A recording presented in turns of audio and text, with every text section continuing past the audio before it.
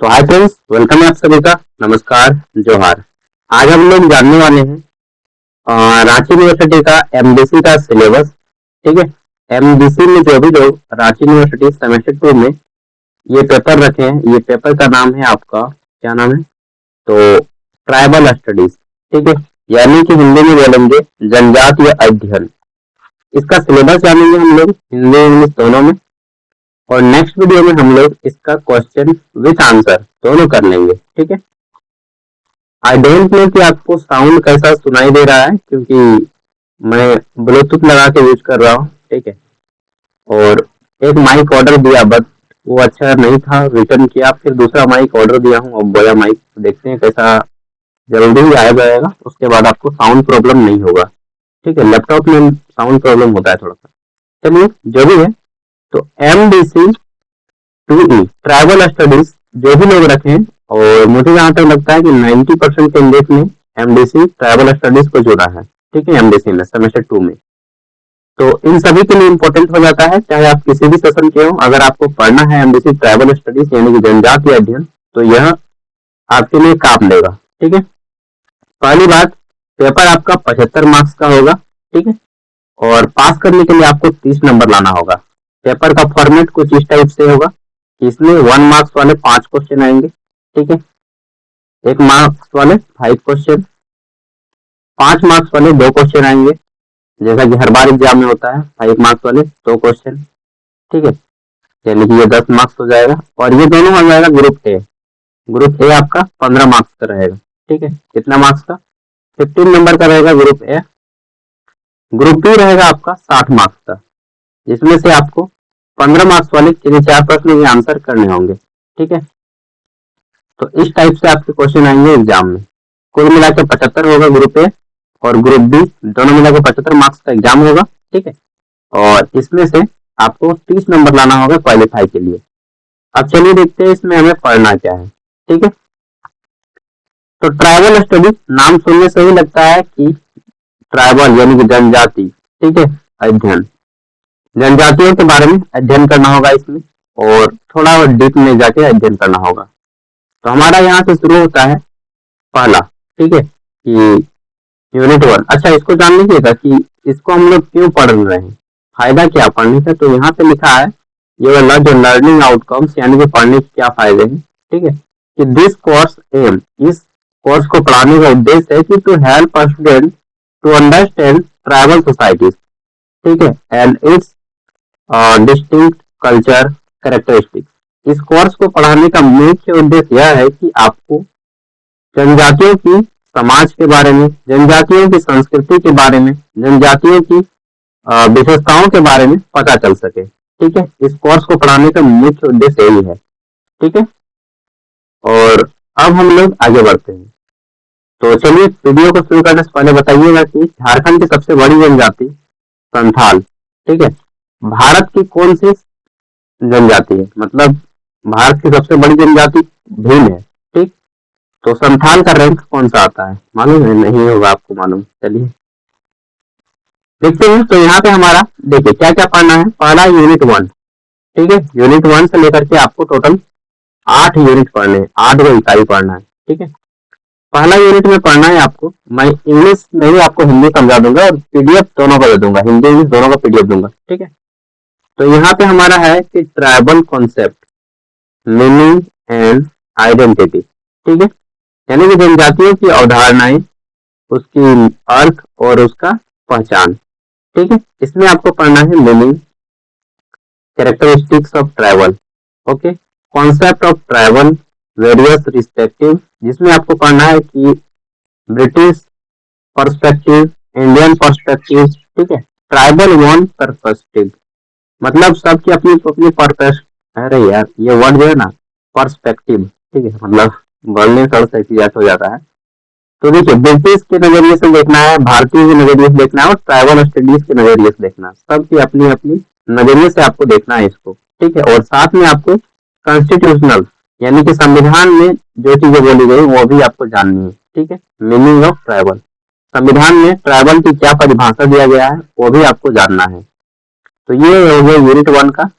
Next है हमारा unit 2। इसमें क्या पढ़ना है यूनिट 2 में, तो इसमें पढ़ना है ट्राइबल ऑर्गेनाइजेशन, यानी कि जनजातीय संगठनों के बारे में। ठीक है, जनजातीय संगठन इसमें क्या आ जाता है, तो इसमें पढ़ना है आपको सोशल ऑर्गेनाइजेशन, यानी कि जनजातियों की सामाजिक संगठन। फैमिली कैसा होता है जनजातियों में, ठीक है, मैरिज कैसे होता है, किनशिप नातेदारी कैसा होता है, ठीक है, युवागिरी के बारे में जानना है।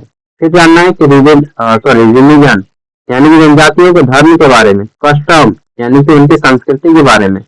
ठीक है, नेक्स्ट आपको जानना है कि इकोनॉमिक ऑर्गेनाइजेशन, जनजातियों की आर्थिक, होता है ना, कुछ खाने पीने के लिए तो कुछ तो चाहिए भाई, जीवन यापन करने के लिए, तो उनकी आर्थिक परिस्थितियां कैसी हैं।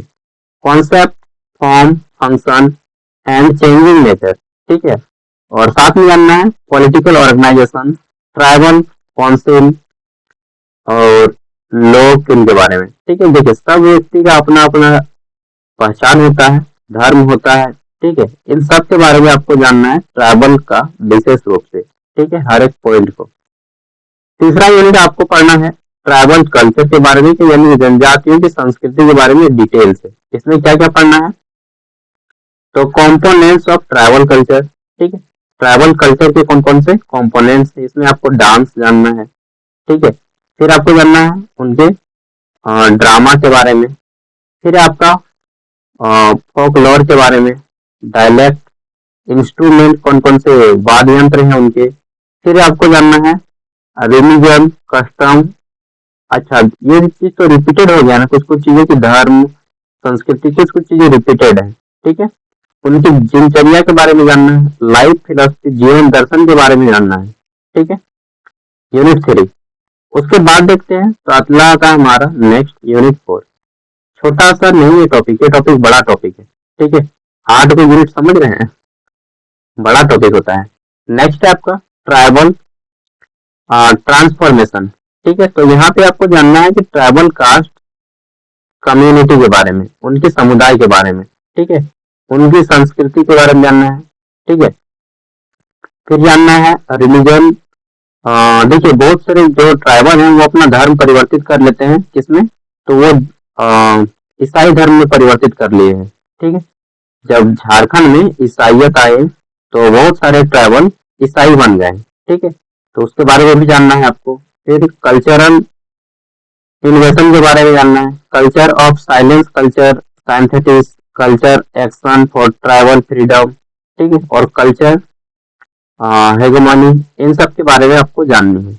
नेक्स्ट देख लेते हैं, तो यूनिट 5 आता है। यहाँ पे आपको जानना है सोशल पॉलिटिकल इश्यूज, कि ट्राइबल समाज में, ट्राइबल सोसाइटीज में कौन कौन से सोशल, यानी कि सामाजिक और राजनीतिक समस्याएं हैं, वो सारी चीजें आपको इसमें जाननी है। ठीक है, चलिए देखते हैं। तो हमारा है यूनिट 5। यूनिट 5 आता है, अच्छा रिकॉर्डिंग चल रहा है नहीं, क्या क्या होता है कि कभी कभी बोल रहा हूँ और रिकॉर्ड कर रहा हूँ और पता चलता है कि मैंने रिकॉर्डिंग ही शुरू नहीं किया है। आज मजाक के मूड में नहीं हूँ, इसलिए मजाक नहीं कर रहा हूँ। ठीक है, क्योंकि हर दिन मजाक नहीं करना चाहिए। सोशल पॉलिटिकल इश्यूज, सामाजिक और राजनीतिक कौन कौन से उनके इशू हैं, समस्याएं हैं। तो इसमें आपको जानना है कि सोशल इशू, पॉलिटिकल इशू, ठीक है, सामाजिक समस्या, राजनीतिक समस्या, सच एज, जैसे कि पॉलिटिकल पार्टिसिपेशन, यानी कि राजनीतिक में भागीदारी। ठीक है, tribal self ruler educational issues, ठीक है, शिक्षा से संबंधित समस्याएं जो वो स्वयं के खर्चे पे चलाते हैं। ठीक है, माइग्रेशन, ड्रॉप आउट, स्कूल छोड़ देना, पढ़ाई लिखाई नहीं हो पाता है ठीक से ट्राइबल स्टडीज में। ठीक है, सड़क व्यवस्था नहीं रहता, हेल्थ व्यवस्था नहीं रहता, ये सारी चीजें आपको इसमें जाननी है। अगला आता है हमारा यूनिट 6, और इसमें जानना है इकोनॉमिक इश्यू के बारे में, यानी कि ट्राइबल कम्युनिटी में कौन कौन से रोजगार के अवसर में समस्याएं आती हैं। ठीक है, आर्थिक परिस्थितियों में कौन कौन सी समस्याएं आती हैं, ये चीज आपको जानना है ट्राइबल इश्यूज में। इसमें आपका लैंड, जमीन से जुड़ी समस्याएं, ठीक है, एग्रीकल्चर से जुड़ी समस्याएं, और फिर आपका अनएम्प्लॉयमेंट, रोजगार से जुड़ी समस्याएं। ठीक है, आगे देख लेते हैं। तो नेक्स्ट आता है हमारा यूनिट 7। ठीक है, और इसमें आपको पढ़ना है, क्या पढ़ना है, तो इंफ्रास्ट्रक्चरल इशू। ठीक है, habitat and settlement, basic civil, एक मिनट क्या है, अमेटीज, तो ये सारी चीजें जाननी है कि transformation committees and access of forest, जंगल से संबंधित ट्राइबल जनजाति होते हैं, ठीक है। तो उनसे संबंधित ट्राइबल जनजातियों का पूरा डिटेल जानना है आपको, ठीक है। और झारखंड में अगर आप जानते होंगे तो बहुत अच्छी बात है, नहीं जानते तो जान लीजिए। झारखंड में 24 गो जिला है। अच्छा, इसको कंप्लीट कर लेता हूँ, उसके बाद बताऊंगा आपको, ठीक है। ये ट्राइबल से रिलेटेड है कोलाबार। तो यूनिट 8, इसमें आपको पढ़ना है कल्चरल इशू, ठीक है। देखिए, कई में आपको खाली इशू में पढ़ना है, ठीक है। ये भी इशू है, ये भी इशू है, ये भी इशू है, और ये भी आपका इशू है, ठीक है। हाँ, तो क्या क्या इशू, हमको 4 इशू पढ़ने, पॉलिटिकल इशू, इकोनॉमिकल इशू यानी कि राजनीतिक समस्या, आर्थिक समस्या, ठीक है। और ये आपका जन, मतलब इसको क्या बोलेंगे, निवास संबंधी समस्या, और ये आपका पारंपरिक संबंधित समस्याएं, संस्कृति संबंधी समस्याएं, ठीक है। तो 4 गो समस्याएं ही पढ़ना 4 गो यूनिट में, बाकी इन्हीं 4 गो में परिचय है और उनका सब कुछ जान ले हम लोग, ठीक है। तो इसमें पढ़ना है कि कल्चर से संबंधित, संस्कृति से संबंधित कौन कौन सी समस्याएं उनको करनी पड़ रही है। इसमें कस्टम लॉ, ठीक है, customs, public space, journalism in travel areas. फिर आपको यहाँ पे पढ़ना है cultural इन्वेशन and domination, culture of silence. ये सारी चीजें आपको जाननी होंगी, ठीक है।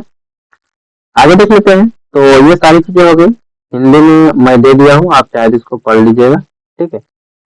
देखिए, मैं कुछ चीजें बता रहा था कि आपको ये सारी चीजें तो जाननी है, बट झारखंड के संदर्भ में जाननी है, ठीक है। कुछ चीजें जैसे भारत की सबसे बड़ी जनजाति जो है वह है आपका भील, ठीक है। भील जनजाति आपने नाम सुना होगा, नहीं सुना तो जान लीजिए। राजस्थान सबसे ज्यादा पाई जाती है भील जनजाति। दूसरी सबसे बड़ी जनजाति है भील के बाद जाट, ठीक है। और तीसरी जनजाति है संथाल, भारत की तीसरी सबसे बड़ी जनजाति संथाल, और झारखंड की सबसे बड़ी जनजाति संथाल है, ठीक है। इसके अलावा झारखंड में कई जनजातियां हैं, ठीक है।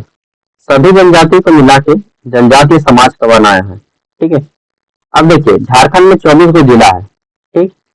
24 गो जिला में झारखंड में सबसे ज्यादा जो पाई जाती है वह है संथाल जनजाति। दूसरे नंबर पे सबसे ज्यादा जनजाति पाई जाती है संथाल के बाद वह है उराव। कौन जनजाति? संथाल, उसके बाद उराव, ठीक, उराव। और तीसरी जो है मुंडा, ठीक है।